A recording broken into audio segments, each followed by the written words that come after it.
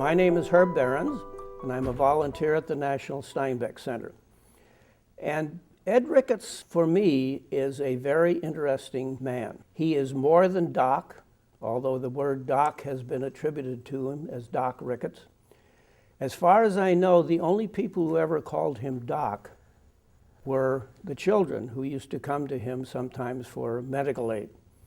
His friends never called him Doc. And also, as far as I know, his family didn't, although in her memoirs, Anna, his first wife, did refer to him as Doc. But the Ed Ricketts that John Steinbeck knew was, in some ways, interestingly portrayed in two novels, Cannery Row and Sweet Thursday, in a short story called The Snake. And Ed Ricketts was a man who had come to Monterey, specifically Pacific Grove, after leaving Chicago area. And he was a marine biologist, more of a natural historian than a marine biologist. He was a self-taught marine biologist. And just as Steinbeck had not graduated from college, from Stanford, so did Ed Ricketts had not graduated from the University of Chicago. But he had taken several courses in zoology and marine biology and was quite interested in the little creatures, as he used to refer to them. And he had been told about the wealth of the specimens that he could find in the tide pools in the Monterey Bay area. So he and a friend, Ed Gallagher, came to Monterey to set up the Pacific Biological Laboratories. And in these laboratories, he collected specimens, and his business was to sell these specimens not only from the sea, but also cats and frogs, to various high schools and colleges and to their biology classes. And in about 1930, he met John Steinbeck, apparently at a party at Jack Calvin's house. John Steinbeck writes a wonderful essay entitled About Ed Ricketts. And this essay appears in the book, The Log from the Sea of Cortez. And in the essay, John Steinbeck tries to capture the Ed Ricketts that he knew. And in capturing that person, both in what he wrote in about this essay and in the books, he tries to collect all of the Ed Ricketts that he knew. Ed Ricketts, as Steinbeck reports, is a man who had no horizons in his knowledge. He was interested in so many things. He was a wonderful listener, just as John Steinbeck was. There was no question that you could ask him that he would not take seriously and respond to it. His daughter Nancy says that she could ask him almost anything and he would think about it. He would think about what she thought about it and talk to her. He was a great listener. He, for a period of time, was the center point of an interesting gathering of people at his lab. At that time, Ocean View Avenue, now called Cannery Row.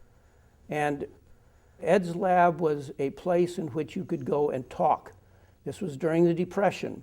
A couple of things that Ed's had that others did not have was a telephone, an encyclopedia, and a washing machine.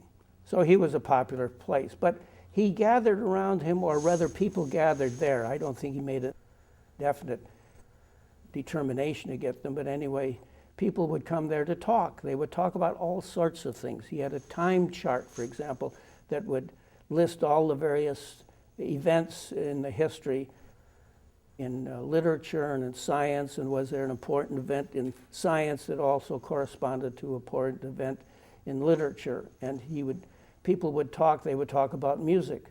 Ed was quite interested in music of pre-Bach music. It wasn't until his son, Ed Jr., became a teenager that he became a little more interested in jazz, because his son was interested in jazz.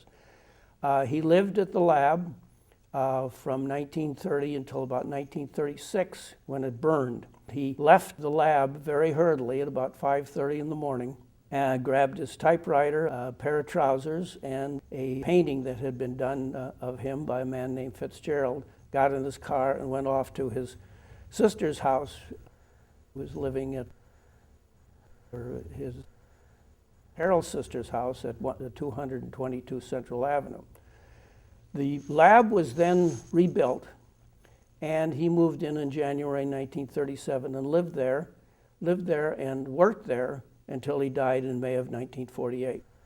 It was probably the lab of before 1936 that John knew about and described.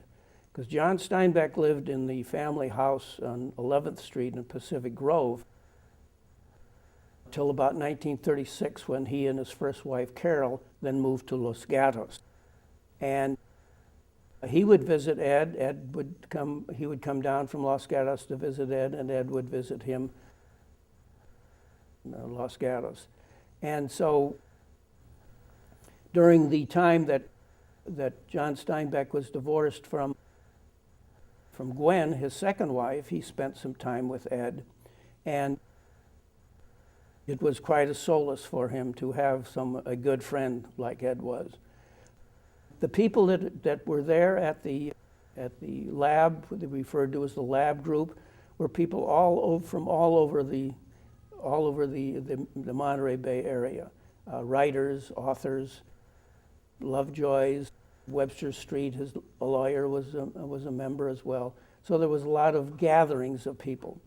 Ed was a very hardworking man. He wasn't all the parties and the drunkenness that you read about in the Cannery Row, or specifically in Sweet Thursday. So there was an interesting ideas that Ed had about the tide pools, which he wrote in a book called Between Pacific Tides. Ricketts' genius was a way of looking at the tide pools, the animals that he saw in the tide pools, and seeing that there was a wonderful interconnection between the species there, that there was a wholeness to it, a dependent of one on the other. He did a lot of research not only on the animals in the tide pool, but on wave theory of the rocks. And his Between Pacific Tides was a book that deviated from the previous biology and marine biology books. He wasn't interested in what was there. He was interested in where they were there. In other words, at a certain location in the tide pools, you would have this kind of animal or this kind of creature, and then go on and on.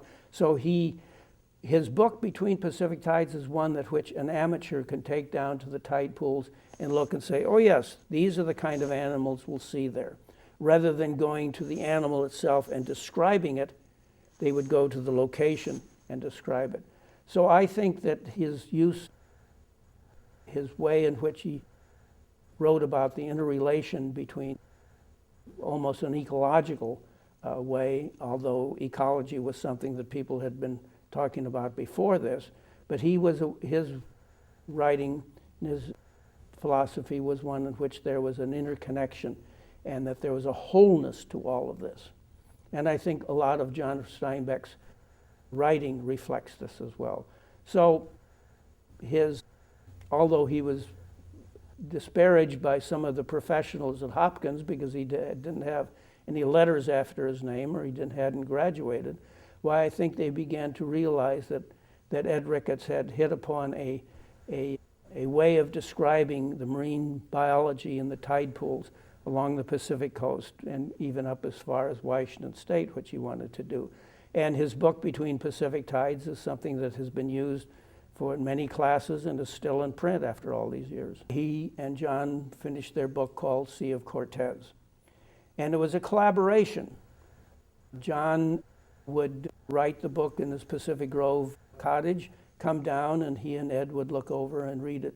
The words were John Steinbeck's. A lot of the philosophy that John Steinbeck was talking about were Ed's. So there was this collaboration. In the Sea of Cortez was a lot of the marine biological photographs and documents and things like that to make it a scientific work. The disadvantage with the Sea of Cortez when it first came out, it came out December 5th of 1941, and of course 2 days later was the Pearl Harbor disaster, and so that really didn't get the play that it might have. And so for many years, or some years, people felt that this was all of John Steinbeck's writing.